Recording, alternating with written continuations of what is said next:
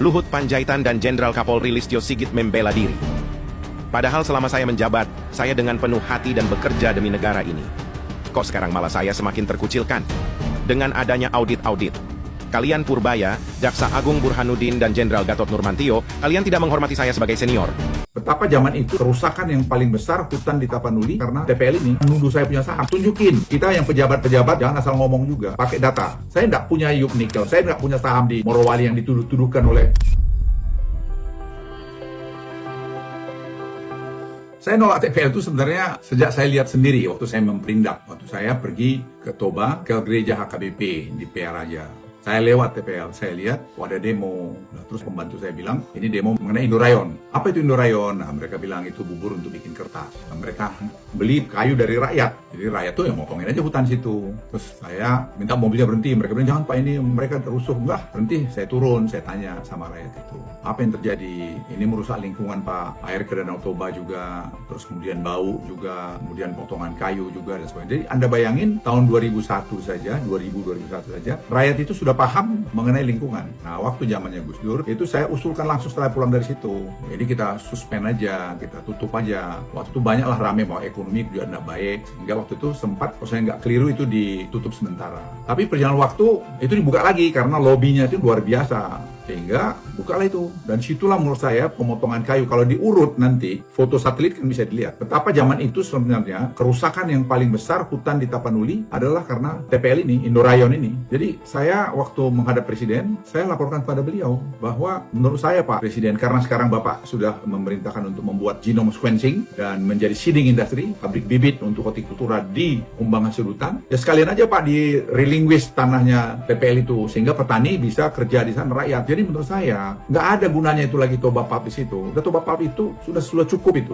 Itu kan sudah nggak benar. Dan kalau ada orang nuduh saya punya saham, saham mana? Tunjukin. Saya tidak pernah punya saham, kecuali di perusahaan saya, yaitu Toba Sejahtera, yang saya buat sendiri. Di situ ada Kuta Energi, satu-satunya yang punya Yub yang saya dapat tahun 2003 atau 2004. Yub batubara di Kutai Kertanegara. Yaitu, itulah sampai hari ini milik saya. Saya nggak punya Yub Nikel. Saya nggak punya saham di Morowali yang dituduh-tuduhkan oleh yang nggak jelas-jelas itu. Saya punya saham katanya di saham. Nggak punya. Tunjukin, bawa kemari. Saya maaf agak jengkel ini karena menurut saya udah menyangkut dignity, menyangkut harga diri. Saya nggak ada. Saya nggak pernah mau memiliki saham-saham Yub Nikel yang semua di bawah kekuasaan saya waktu saya jadi Menko Marves. Saya nggak mau. Bukan hanya menentang, saya saran pada Presiden untuk dicabut. Masa kita dikotor oleh satu orang aja yang ngontrol hampir 200.000 hektar tanah di sana? Ya nggak benar lah, saya setuju banget dengan Presiden. Itu orang-orang kaya yang menikmati hasil bumi kita, tinggalnya di luar, bawa duitnya keluar, apa yang kita dapat? Ya kerusakan ini yang kita dapat. Saya sangat setuju sama pikiran Presiden mengenai. Tapi saya juga mengimbau, kita yang pejabat-pejabat tinggi, jangan asal ngomong juga. Pakai data, ada nggak datanya, baru ngomong. Jangan asal nuduh, tidak elok itu, asal nuduh itu. Saya kampungan itu. Merasa harga dirinya sebagai prajurit selama 21 tahun direndahkan. Pak Luhut Panjaitan akan membuktikan bahwa harta kekayaannya benar-benar bersih dari kerja kerasnya melalui perusahaannya PT Toba. Mau nggak mau jalur hukum ditempuh untuk membuktikan. Respon santai dari Pak Menku Purbaya. Silahkan saja Pak, kami sudah punya bukti-bukti yang valid bahwa perusahaan Bapak harus tanggung jawab. Saya ingin nanti Dewan Ekonomi Nasional ini menjadi satu institusi permanen di Republik ini yang punya role yang betul-betul memang bisa membantu Presiden.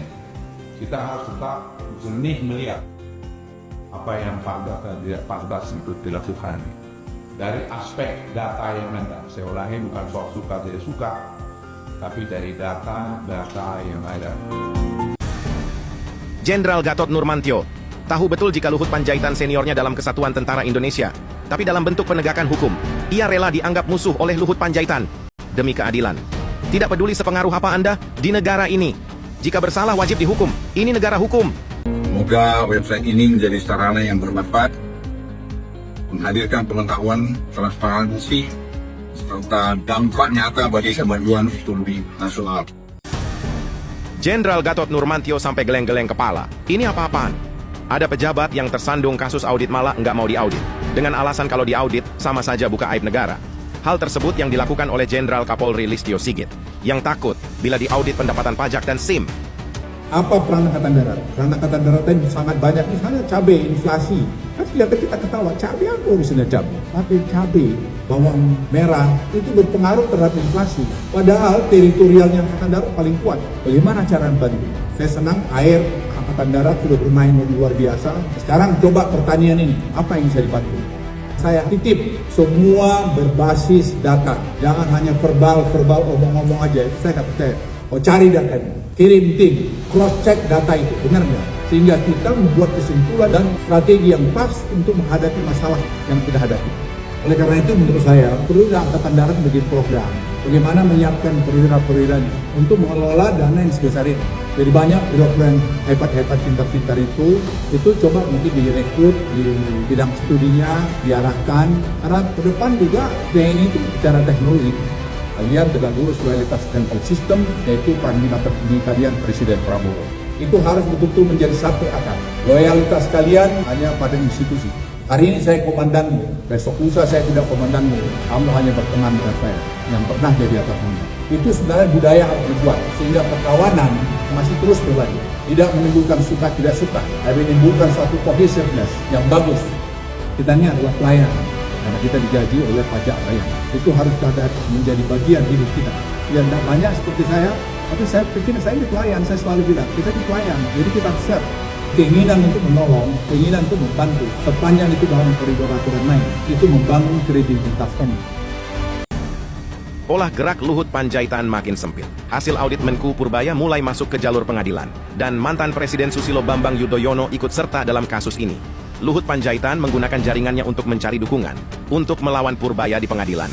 Nama Joko Widodo menjadi opsi pertama buat Luhut Panjaitan. Kedua orang ini pernah saling membantu. Jokowi bilang Luhut pernah berjasa buat negara ini. Government teknologi ini merupakan game changer buat Indonesia. Dan disampaikan kepada Presiden. Sekarang kita launching 41 kabupaten dan satu-satunya provinsi adalah Bali sebagai pilot. Selama 2 bulan, orang-orang yang merasa kok nggak masuk, nah nanti akan kita periksa dengan face recognition dan juga dengan biometric. Di Banyuwangi kami menemukan 77% of target, jadi tidak kena sasaran yang tepat. 77%. Nggak ada yang kita bisa selain salah kita rame-rame. Jadi kita perbaiki aja rame-rame. Jadi kita usah nyari-nyari ini salah enggak. Ya memang ya karena tidak pakai digital tadi, tidak berbasis AI tadi, ya datanya begitu. Jadi tidak ada kewenangan kalau desa bilang mau tahu diri saya atau karena nanti ada waktu sangka yang merasa harus dapat tidak dapat, atau orang yang dapat tapi tidak harusnya dapat, itu dengan face recognition. Respon Menteri Pertahanan Safri Samsudin dan mantan Presiden Susilo Bambang Yudhoyono ketika mendengar Menku Purbaya akan menangkap para elit yang merugikan negara. Menhan Safri Samsudin dan Pak SBY sangat setuju kalau perlu ikut andil dalam prosesnya.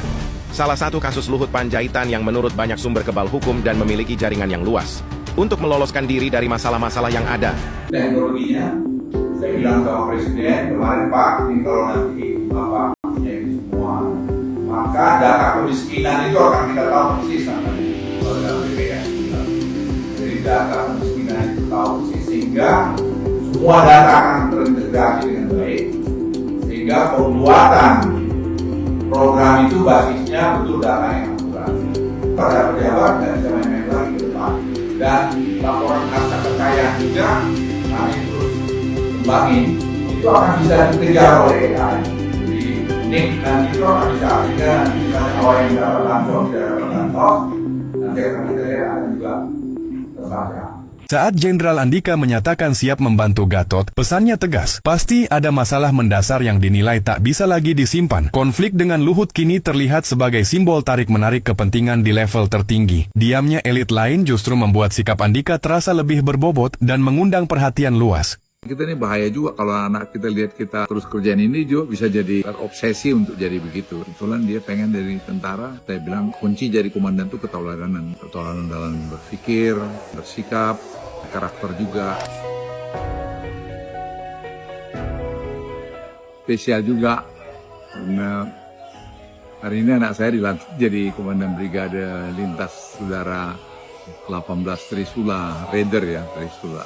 Menjadi istimewa sebenarnya karena waktu operasi 7 Desember 75, Linut di tim grup 1, Nanggala 5, itu bersamaan dengan Brigade 18 ini terjun. Jadi tadi waktu serah terima, saya ajak juga teman-teman saya dulu yang ikut dalam operasi Linut di Timur Timur. Banyak mereka yang sisa-sisa yang masih hidup. Dan kami dulu ya ketemunya di Marsiling area di Madiun, Iswahyudi. Ya semua udah pada sepuh lah. Di antara mereka ada juga yang 2 kali terjun di tim-tim. Jadi tadi seperti reuni dan saya bangga lah Paulus bisa jadi komandan Brigade 18 yang punya sejarah panjang dalam menumpas berbagai masalah di Republik ini. Brigade ini saya lihat brigade yang punya reputasi. Susilo Bambang Yudhoyono mengatakan bahwa Jenderal Gatot Nurmantio itu mempunyai semangat juang yang tinggi dan selalu memikirkan bawahan dan juga rakyat. Hal ini menjadi acuan saya untuk mendukung dirinya untuk membawa Indonesia menjadi bersih dari orang-orang yang tidak menghargai rakyat dan merugikan negara. Satu kehormatan buat keluarga kami lah, Paulus jadi komandan Brigade 18 Raider. Saya udah bilang Paulus, karena saya sebenarnya nggak suka Paulus dulu jadi tentara. Tapi itulah perjalanan hidup. Dia tetap ngotot untuk jadi tentara, ya sudah. Tapi kita deal, kamu harus masuk Kopassus gitu. Ya dia masuk Kopassus. Nah, setelah perjalanan karir dia pergi ke Papua, tugas juga ke Lebanon, tugas ke UN. Sekarang dia balik diberikan kehormatan untuk jadi dan Brig 18. Saya bilang kunci jadi komandan itu keteladanan. Jadi keteladanan dalam berpikir, dalam bersikap, dalam karakter juga. Jadi, kamu harus mencintai anak buahmu, memberikan tauladan contoh secara fisik, secara mental, secara pengetahuan. Karena zaman sekarang tuh anak-anak prajurit itu pun sudah pada pintar-pintar. Jadi jangan pernah kamu cederai loyalitasmu pada negara, loyalitasmu pada institusi, brigademu, disiplinmu. Karena kuncinya tuh disiplin, kan di Kopassus tuh disiplin dan napas itu benar banget sih. Ya itu aja, saya senang tadi sempat sharing dengan teman-teman saya pensiun ini, diberikan kesempatan oleh Panglima Divisi berbincang-bincang dengan para prajurit di Divisi 18. Ya karena dia ngotot, yang ngotot tuh juga perlu, akhirnya saya kalah. Saya bilang ya udah, tapi kamu harus ikut psychological test dulu di Dinas Angkatan Darat. Ya ternyata dia psychological testnya bagus. Ya udah, saya bilang Paulus, kalau kau masuk kau siap menderita. Jadi jangan pikir mau senang-senang aja. Memang itu juga lucu, karena saya dan 181 waktu itu Paulus masih kecil kan, jadi setiap ada nembak, setiap latihan, atau saya ajak dia ya, biar namanya lah, saya ajak lihat-lihat di Bugis di 181. Itu mungkin yang membuat, nah jadi kita ini bahaya juga kalau anak kita lihat kita terus kerjaan ini juga bisa jadi terobsesi untuk jadi begitu. Dan itulah ya, kebetulan dia pengen jadi tentara. Ya, saya beritahu, ingatkan dia tentara itu nggak gampang. Dan dia bilang, saya janji saya akan, ya udah itu dealnya. Ya tadi sudahlah saya nyaris juga menetekkan air mata karena Tuhan kasih kesempatan buat dia untuk jadi komandan brigade. Ya.